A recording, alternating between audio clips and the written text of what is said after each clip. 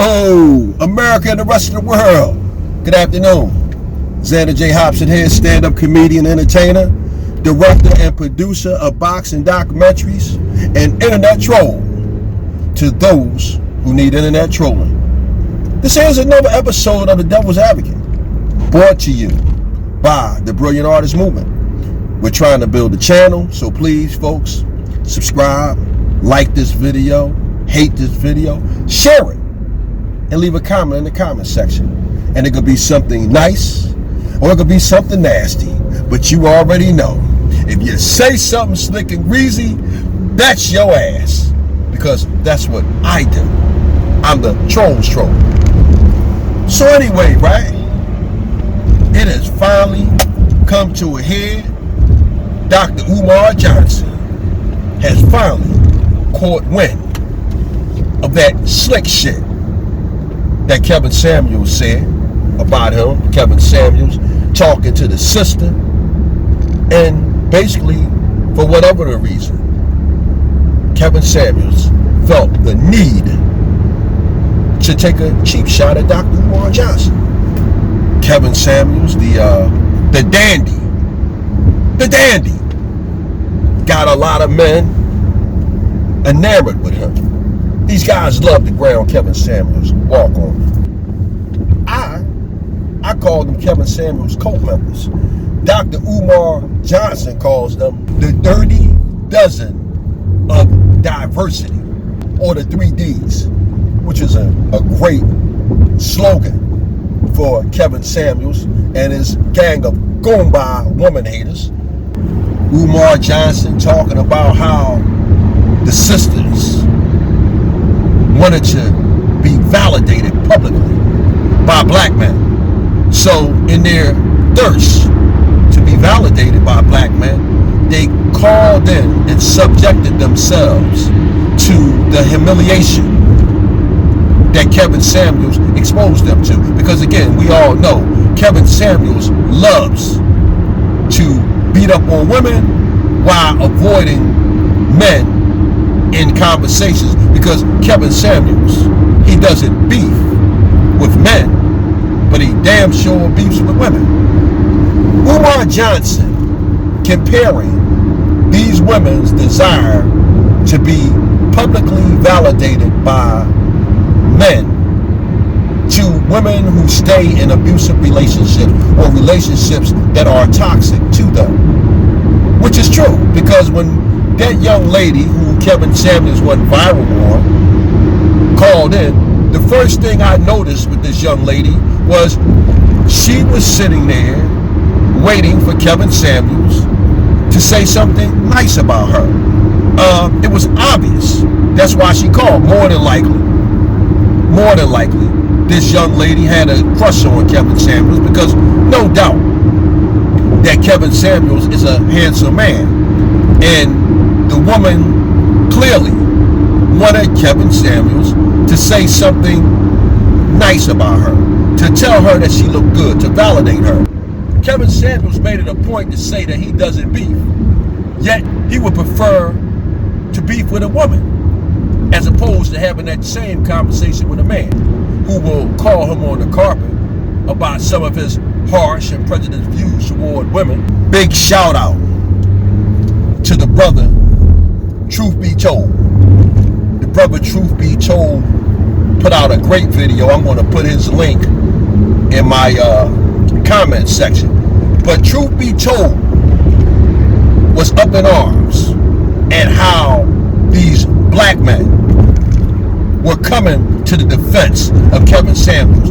Truth Be Told mentioning how someone in the manosphere said that Kevin Samuels must be protected at all costs.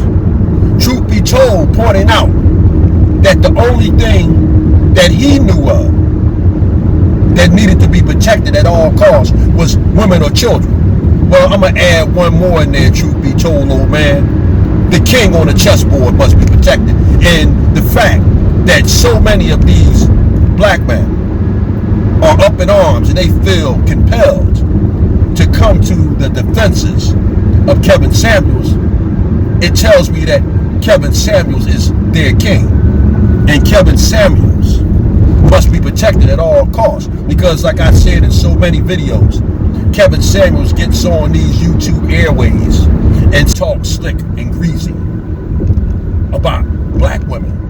You have guys that come on the YouTube airways and send Kevin Samuels hundreds and even thousands of dollars to talk slick and greasy about black women. So yes, these fellas feel that Kevin Samuels must be protected at all costs because they would hate the notion of saying they're Kevin Samuels. Hold a conversation with a man who will call him on the carpet about some of his harsh and prejudiced views toward women.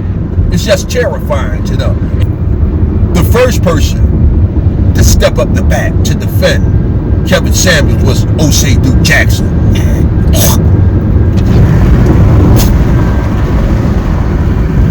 O'Shea Duke Jackson, a general in the Kevin Samuels army, one of the head priests of the Kevin Samuels cult. O'Shea Duke Jackson talking about how Dr. Umar Johnson had children that he didn't take care of, but failing to mention that within the past 6 months, it's been pointed out that Kevin Samuels was behind the child support. O'Shea Duke Jackson talking about the speaking engagements of Umar Johnson as if speaking engagements were a bad thing. Well, O'Shea, did you forget that Kevin Samuels was just on Joe Budden? I don't understand the hypocrisy in the whole comment. O'Shea Duke Jackson having the unmitigated gall to call Dr. Umar Johnson lazy, as if Dr. Umar Johnson is some kind of a slacker. First of all, O'Shea, Umar Johnson was educated here in America. He didn't have to go over to Poland to a 3rd or 4th string medical school, as the Sinner and the Saint describe your academic pursuits. He was educated here in America, O'Shea. And not only was he educated here in America, O'Shea, Dr. Umar Johnson, sir, he is an educator, sir. Right now, Dr. Umar Johnson could step into any institution of learning and be paid well, sir. Now, let me make this clear to people who like to talk shit about Dr. Umar Johnson in the school. The school is a fancy. It is something that Dr. Umar Johnson would like to get up and running. It is a work in progress. But why do you think Dr. Umar Johnson have all of these speaking engagements, O'Shea? He's being compensated for the speaking engagements, sir. So for you to say that Dr. Umar Johnson is lazy, O'Shea, that is a false, sir. The man is an academic, and he is being paid at these speaking engagements, sir. The man is a scholar, sir, and he conducts himself like scholars conduct themselves, sir. And he has an ongoing project, which is the Frederick Douglass Marcus Garvey Academy. So for you to call a man lazy, O'Shea, and to call him a scammer, that's totally inaccurate. However, on the other hand, sir, I've called Kevin Samuels a pimp in the past, sir, and I'm going to call Kevin Samuels a pimp now. And what makes it so bad, O'Shea? Kevin Samuels is pimping men. That's what makes it so bad. Kevin Samuels is pimping men. So if you are a man and you are sending Kevin Samuels Patreon money to talk shit about black women, sir, you are being pimped. O'Shea even went on to try to talk about the scandal between Dr. Umar Johnson and that young lady that he was having sexual relations with, or the lady that he was fucking. Well, who's Kevin Samuels fucking? O'Shea? Who's Kevin Samuels fucking? O'Shea, you get up here and talk about a man getting some pussy like it's a bad thing. One of Kevin Samuels' supporters, probably by the name of Sheeps Stay Sleep TV, he accused Umar Johnson of pandering to black women because he said he wanted to help their sons. Well, first of all, that is a very inaccurate statement. If a man wants to help young black boys, he wants to help young black boys because he sees himself in these young black boys that he's helping. Now, if the mother becomes enamored with this black man owing to his helping her son, that's a bird of another feather.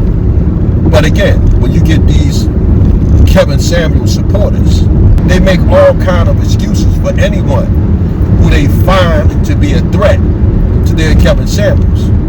I know for a fact Kevin Samuels would never hold a conversation with a man like Dr. Umar Johnson. And had Kevin Samuels had an ounce of integrity, instead of trashing Umar Johnson when the sister brought his name up, Kevin Samuels could have conveniently said, hey, listen, I'm not Umar Johnson, and if you want to be treated that way, then don't call my show, call Umar Johnson.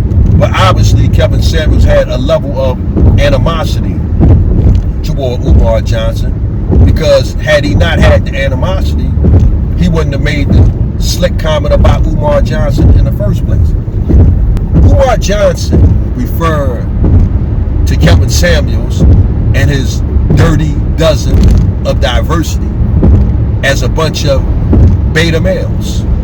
And I think I have to agree with Umar Johnson, because again, I come from the position that women and children can make mistakes, but men can't. Women ought to be loved, cherished, and protected. That's the straight skipping. And a lot of these guys, they come on these YouTube airways and they bash women, black women in particular. And instead of accepting the fact that they chose wrong, they blame the woman. See, I'm from the school that it's always the man's fault. It's always the man's fault. Because as a man, you're supposed to have control over yourself. And the second that you see that a woman is not getting with your program, you're supposed to be out of there. And we're not talking about, you don't have to, it's not about trying to control a woman through violence and coercion or bribery. A man and a woman are supposed to have an understanding. And the second that they can't get on the same page, then it's time for it to end. A lot of these guys are pathetic and weak men. Point blank, period. I listened to Cynthia G get on there and have a rant about how fucked up black men were. And again, this was a poor representation of black men, because again, Cynthia G generalizing. She wasn't talking about all black men. There's a lot of good black brothers out there. More good than bad. And that's what's wrong with this manosphere, gynocracy space. You got people looking at the worst examples of black relationships, and you got people making videos on it, and you got people signing off on it. It is a segment of, I had a spirited debate with the village arsonist, and after I got him to acknowledge that not all black women are as fucked up as he's trying to make them out to be, I listened to him talk, and he was talking from his experience and from what he's observed. But I'm coming from the perspective of, there is a segment of society where black men and women love and respect each other. There is a segment of society where black men and black women meet people right away,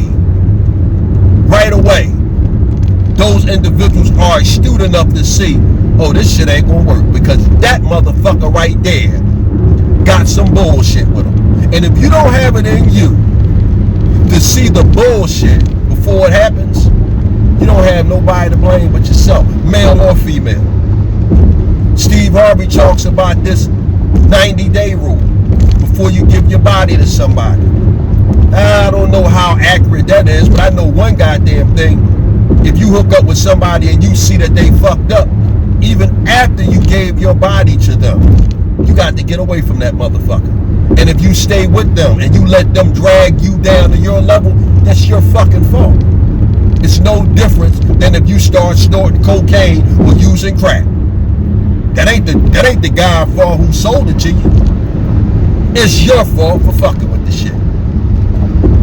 So with that said, as I get ready to sum this up, Kevin Samuels and his Dirty Dozen has come to the attention of my fellow Philadelphia, Dr. Umar Johnson. Umar Johnson talking about how you got a bunch of beta males who are mad at black women. And you got a bunch of women with low self-esteem who is looking for the approval of men who aren't even worthy of their approval. I'm with Dr. Umar Johnson. These guys are some clowns. And Kevin Samuels is the ringleader of these clowns. Does Kevin Samuels say some good stuff from time to time? Yeah, he does. When he tells people to work extra hours. Kevin Samuels got a lot of good shit that he said. But Kevin Samuels is a woman hater. All he does is get up on the air and beat up on black women. He doesn't beef when it comes to men, but he damn sure does a lot of beefing when it comes to women. In fact, Kevin Samuels beefs with women every night. All this from the guy who says that he doesn't beef. I'm done with it.